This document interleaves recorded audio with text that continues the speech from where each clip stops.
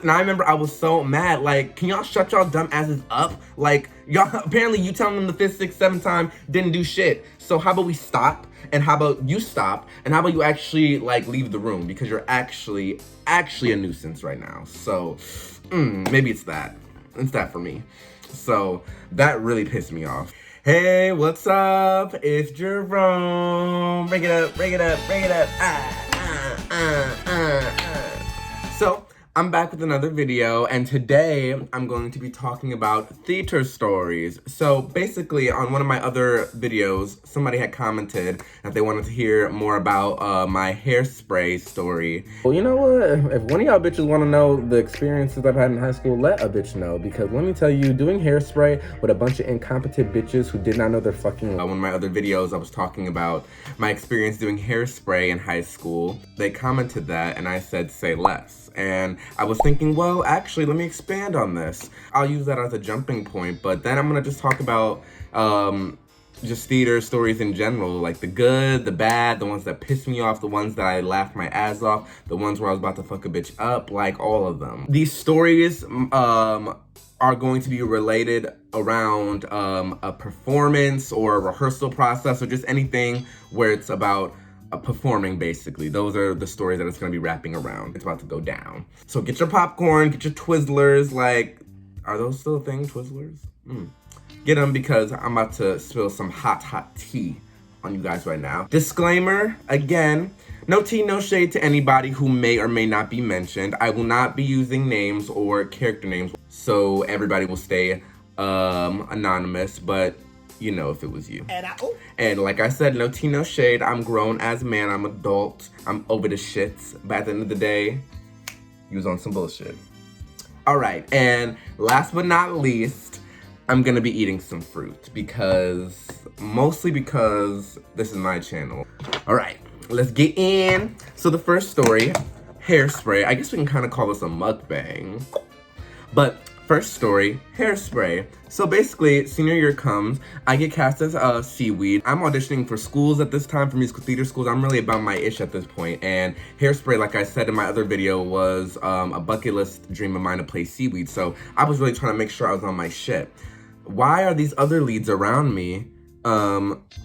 They're not doing shit. They're like, they are messing up on easy lines. And let me refer to you guys, this show is Hairspray. So bitches know the lyrics. Like everybody knows Hairspray. Like, in fact, like we had sold out crowds. Like a lot of our runs, we had sold out crowds. So people love this show.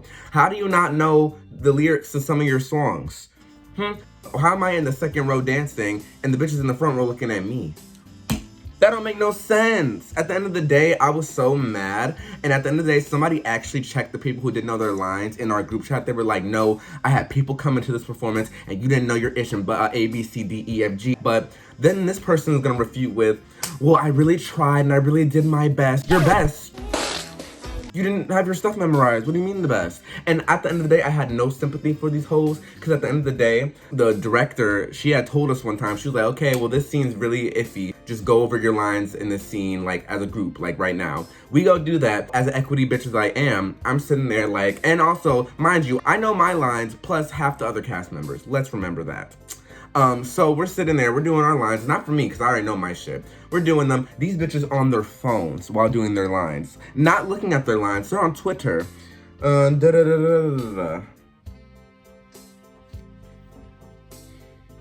And you wonder why a bitch don't know what comes line after line after line after line. You're not even paying attention. At the end of the day, I was so mad. And I don't know why I didn't go off. I really should have left. Like, are y'all gonna be on the bullshit the whole time we're here rehearsing? Or are we gonna get to the shits? Like, what's up? Because at the end of the day, it wasn't, I didn't need the rehearsal. There's that meme, I don't need the rehearsal, you do. So I don't understand. Like what? I'm a Beyonce full of Camila Cabello's, so I don't know what's happening. You're looking at me for choreography, you're listening up on lines, I gotta ad-lib your line for you to make sure you remember it. Like, this is not the vibe for 2017 at the time. It was not. So that really pissed me off, and I was really done with high school by that time. At the end of the day, it was tax season, I should have fucking collected, but it's fine. Let's actually go back a year to junior year of high school when I played Jimmy in Thoroughly Modern Millie. And opening night, I'm feeling 22 in a 17-year-old's body, like it's about to go down. Was good.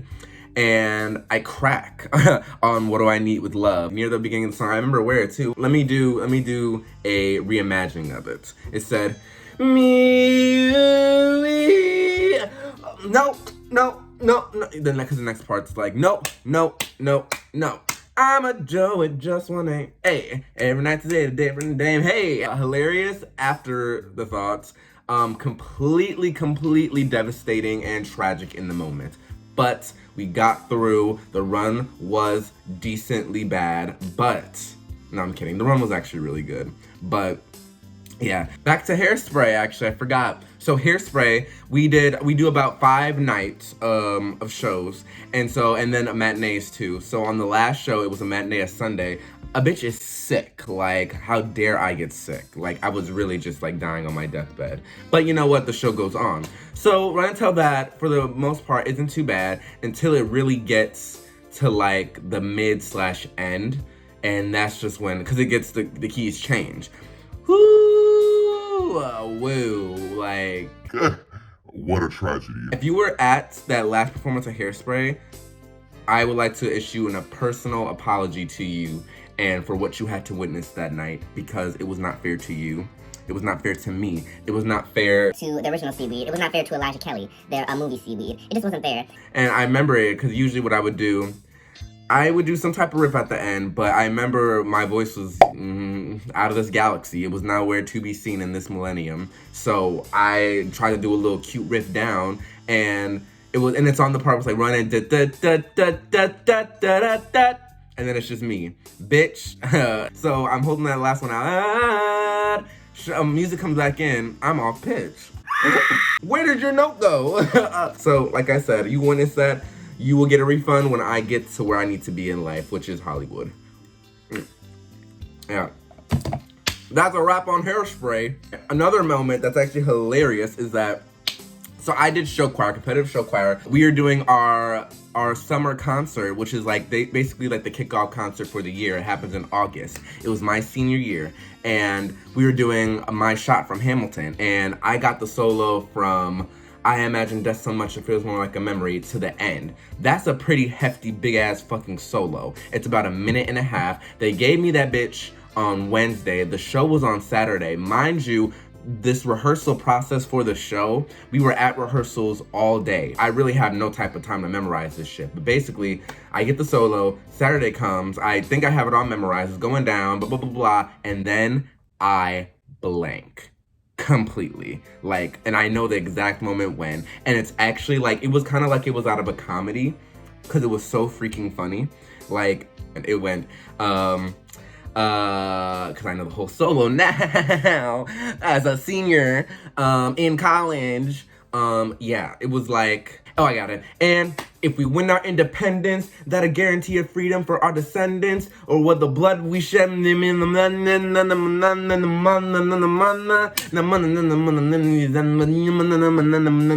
like literally for the rest of the song, that's what I had said. And it was, the moments, like, oh my God, I was like, are you serious right now? Like, I'm literally mumbling, like, it was like really tragic. Looking back on it right now, I'm like, that's so hilarious. Like, ooh, it was gone. It was like, ooh, like literally edges. Like, years later, I'm laughing the shit out of this shit. But right after, let me tell you, a bitch got off stage and cried.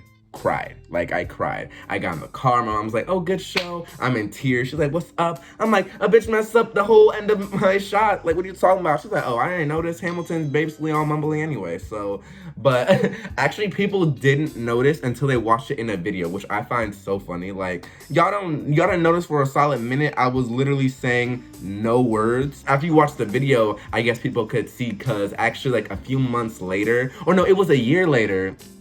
It was a year later, and so somebody go and text me and said hey, I'm watching the My Shot video on YouTube, and I'm seeing your solo, ... What happened? What do you mean, what happened? I forgot the lyrics. I mean, it's tit for tat. Like, I don't understand what you're asking. Like, what was he expecting? I had a stroke on stage and I couldn't continue, but I'm such a survivor. No, bitch, I messed up the lyrics, and that's just that on that. Like, woo! Another show choir memory we were cleaning our tap number for a competition, and I remember these bitches were just rushing, and I don't even understand why. But at the end of the day, keep telling people to not rush and go and do shit. So I'm like, you know what? We'll just have Andy, the choreographer, who was our choreographer. He was cleaning at the time. He was there. We're doing the number, and there's 2 individuals in this choir who I just think they got some type of balls and just want to speak out their ass. They keep saying, like, guys, remember not to rush, blah, blah, blah. Mind you, these hoes are not the dance captains, so I don't know why they're talking out their ass like they have any type of authority. You know, it's mind-boggling to me. But anyway, I'm going about my day. But the thing is, they keep doing this petty little shit the whole rehearsal. And it's not even just, like, once and done. It's like petty shit, too. It's like, guys, like, slow down. Like, remember, we don't want to rush. Like, and that's exactly what y'all are doing. So eventually, I get so fed up. And I'm like, what are y'all? I'm like, stop. Like, at the end of the day, telling them to rush and go do shit. So at the end of the day, you're wasting your breath, blah, blah, blah. And I was really going off. And I wasn't cussing or anything, but I was going off like this energy like I have right now. And when I really go off, I cannot articulate my words. And so it was really bad. And the choreographer was like, okay, well, let's clean this really quick since apparently it's not getting clean. So, and I remember I was so mad. Like, can y'all shut y'all dumb asses up? Like, y'all, apparently you telling them the 5th, 6th, 7th time didn't do shit. So how about we stop? And how about you stop? And how about you actually, like, leave the room? Because you're actually a nuisance right now. So, maybe it's that. It's that for me. So, that really pissed me off. Ooh, girl, this is not really directly related to me doing a performance, but it's me when I met Cynthia Erivo. It's a story for the ages that I tell everybody. So, basically, some year in high school, every year in high school, I tried to make a trip out to New York because I'm from Michigan, and I wanted to go out to New York because that's where I wanted to, like, my career is gonna be. So, one time I go with my mom and my dad, I think it's senior year actually, and we go see Shuffle Along, even though I want to go see The Color Purple because Cynthia Erivo is, like, incredible, you know?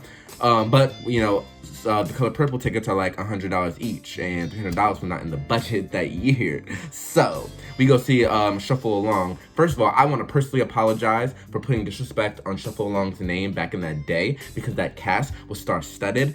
I was just disrespectful for putting any type of disrespect on that name. Anyway, we go see it. Incredible show, like, literally mind-boggling, insane show. Hopefully they do a reboot and I'm in that bitch, like, ooh, I can tap, because it was a tap show. But anyway, the show ends, incredible people in it. At the same time, I still have my Cynthia Erivo obsession. So my bitch ass heads over to that theater right after Shuffle Along's over, just to, like, really, like, see her and be like, oh my god, I love you, blah, blah, like, and basically get an autograph, because, like, I'm obsessed with the bitch. So she finally comes out, and I'm like, oh my god, like, I love you so much, your work is so amazing, blah, blah, blah. And she's about to sign my playbill, which is for Shuffle Along. She turns it over and sees that it's Shuffle Along's playbill, and she's like, you sure? You sure? With her British accent, because I didn't come to see her fucking $100 show per person.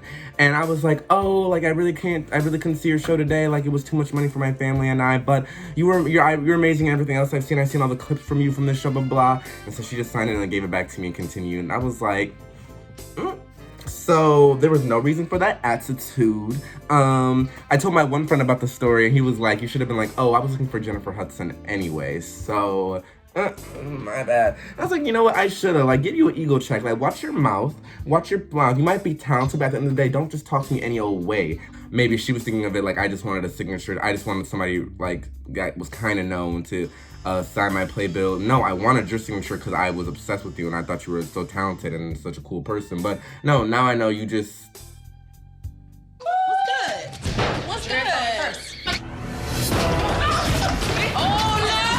No tea, no shade. Anyway, well, okay, so I did a production of Hair, and you're gonna get a whole scoop of that another day. But basically, I was agitated one day just because people in the cast were being real disrespectful to somebody who was a person of color in the cast. It was for specific reasons, but it was still unwarranted and unnecessary and just overall disrespectful. And so we went on break and I was pissed about it, especially because one of the people that I felt was being disrespectful to them, they were housemates with that person who they were disrespecting. And so I was cool with the person at the time. So I was getting mad. And so I'm in the room like, talking to my one friend about the situation during break. I'm like, no, that's fucked up. Like, at the end of the day, when they come back in, it's over. Like, blah, blah, blah, blah. I'm on probably about 7 or 8 at that point. So some random person comes in the room, not random, they're in the cast, but this random cast member comes in the room and they're like, Jerome, do you have a problem or something? And I'm like, whoa, we got a problem. Do I got a problem? Wait, let me stand up. Hold on. So you want to talk? Okay. This is not even the person I'm talking about. So they come in and I'm like, no, I don't even remember what I said, quite honestly. I'm like, do you have a problem? I think is what I said.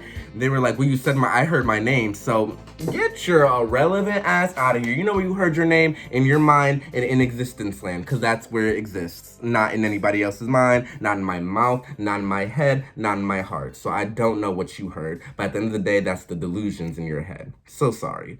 And then honestly, I got even madder because they tried to make me look like the aggressive black man. When at the end of the day, like I might have been aggressive at the time, but it was for a reason. At the end of the day, don't act like you didn't come in here with the same type of aggression, if not more. Because at the end of the day, no. Don't come in here like you just ate out the trash can spewing shit. Like, no. Don't ever do that. This is my house. Welcome to my house. See your way right out. Like, don't do it ever. Ugh. Still to this day, I'm like, that was some bullshit. But like I said, no tea, no shade. I'm over it. Show choir moment, another show choir moment. So, basically we're doing rehearsals and bitches will not fucking stop talking. Like, they're just talking. Like, oh my God. Like, you are really on some other shit. Be quiet. So basically he gives us a few warnings and he's like, stop, like, stop, like, stop, like, stop. And eventually he gets to the point, he's like, okay, rehearsal's over. And we're all like, ooh. He done hit his threshold. So he ends rehearsal and he kind of goes off on us, and it's so funny because he mentioned somebody directly by name. I don't remember who it was, but I'm just gonna use just a general name, Jack. Let's just go with Jack. So he says, no, we are done with rehearsal because all you will not stop talking, none of you guys, especially the people who will shush other people and then continue to talk themselves. Yes, I'm talking to you, Jack. And I said, ooh, oh. What if you don't spill that hot tea right into my kettle? Like, come on, drop names. I want the receipts. I want to see the receipts. I want the receipts, as Whitney said. I want to see the receipts. If it's not the receipts, it's not true. And so, you know, little me, I keep it calm, cool, collected, always, forever. So I'm over here like, oh, in my head, I'm like, ooh, he just dropped the names. He just let you know what's good, what's good. Like, it was just quite honestly one of my top 10 favorite moments in life. Like, honestly, just seeing people deservingly get checked is just so fulfilling. It's really so fulfilling. Yeah, I guess I'm out of stories right now, and my shit about to lose storage space, so I have to go anyway. So, thank you for listening. Like I said, if you thought or know for a fact that you're a bitch in this video that I talked about, number 1, you was on some fuck shit back then. Number 2, we all Gucci now. It's a brand new day. Corona about to end. We're all living, we're all thriving, we're all succeeding, hopefully. You know what I mean? Have a nice day, y'all. And remember to check a bitch, period.